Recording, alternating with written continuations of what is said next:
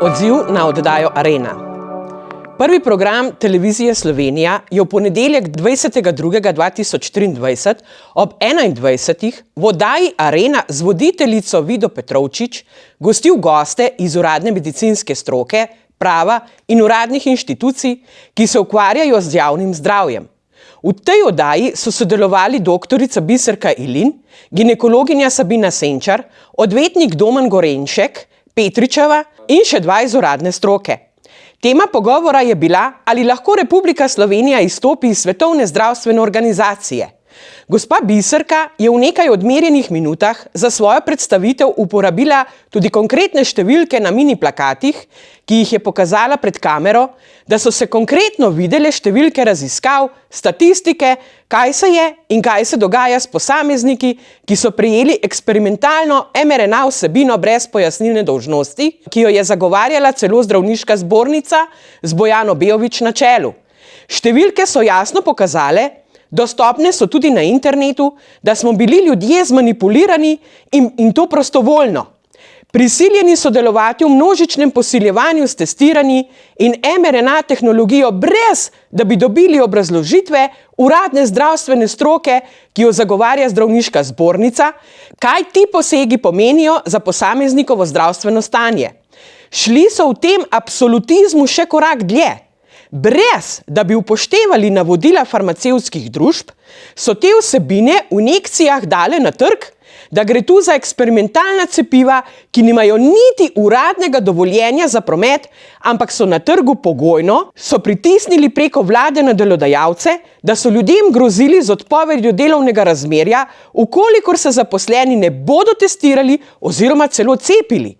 Ljudje so se v obupu proti svoji lastni vesti, brez da bi točno vedeli, kaj prejemajo oziroma kaj to pomeni za njihovo zdravstveno stanje, testirali in cepili, misleč, da so družbeno odgovorni, tako kot so v javnih medijih. Največ po televiziji nanje pritiskali ravno strani zdravniške zbornice. Marsikdo med temi, ki je bil družbeno odgovoren v narekovajih, danes ni več med živimi. Za takšno stanje obstajajo neizpodbitni dokazi, ki jih zdravniška zbornica ne priznava.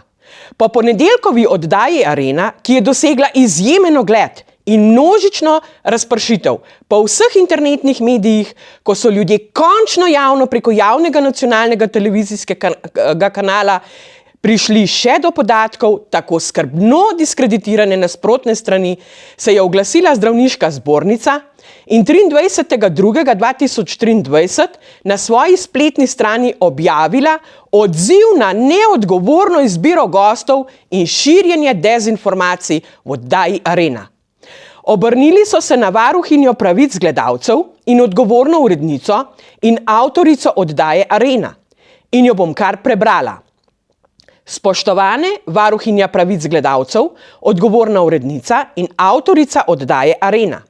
Zdravniki in zobozdravniki so tako zasebno, kot v okviru zdravniških organizacij večkrat opozorili na nevarnost navajanja in širjenja neznanstvenih trditev. Hkrati so večkrat podrobno odgovorili na navedbe oseb, ki so nasprotovali znanostjo podprtim rešitvam. Nenavadna sporočila so bila neredko tako strokovno protislovna, da so v javnosti sprožila dvom v stroko, pristojni pa so ostali brez besed. Ne zato, ker bi se strinjali s protislovnimi navedki kolegov, pač pa jim je največkrat nerodno javno opozarjati svoje kolege na brezpomenske besedne igrice, namenjene zgolj fascinaciji laikov na družbenih omrežjih, je v enem od odgovorov zapisal profesor dr. Alojz Ihan. Sam se je tudi javno opravičil zaradi nekaj stanovskih kolegov, ki so v najhujšem zagonu epidemije dobesedno izgubili pamet in moralno razsodnost. Več kot 3000 zdravnikov in zdravnic se je s peticijo javno ogradilo od posameznikov, ki so širili znanstveno nepodprte navedbe, v prvi vrsti zato, ker so kolegi s svojim početjem neposredno ogrožali zdravje ljudi. Znanstvena kriza je izrazito izpostavila, kako pomembno je, da so mediji verodostojen vir informacij. Odličnost pri komuniciranju znanosti je postala prepoznavna želja medijskih hiš, saj na takšen način prispevajo k sodobni družbi, ki temelji in se razvija na znanstvenih odkritjih. Zato smo bili v Zdravniški zbornici Slovenije ob oddaji Arena, ki je bila objavljena na RTV Slovenija 20. februarja, osupli. Oddaja je podrla številne napore vaših sodelavcev na Radioteleviziji Slovenija, ki verjamejo v odličnost pri komuniciranju znanosti.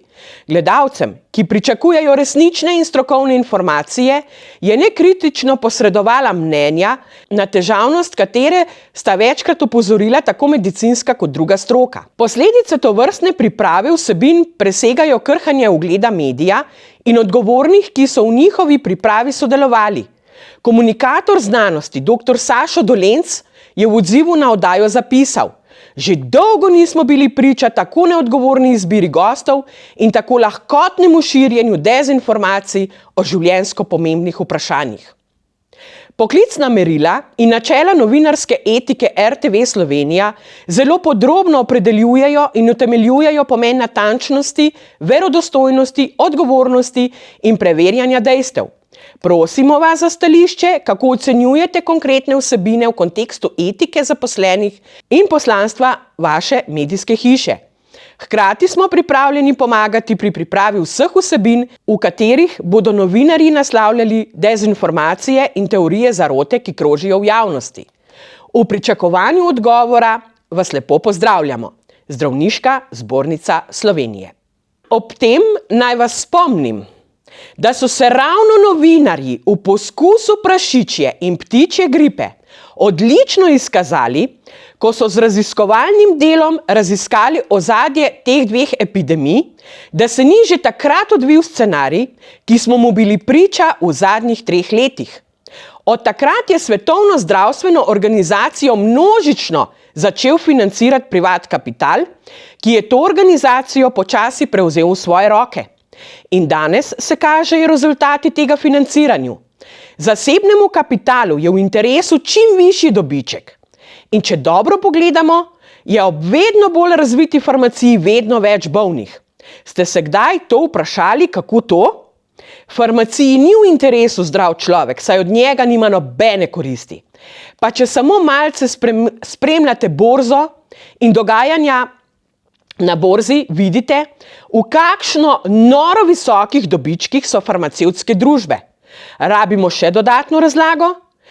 Da se vrnemo na Zdravniško zbornico in njeno strokovnost, ki jo tako zagovarjajo v svoji izjavi za javnost.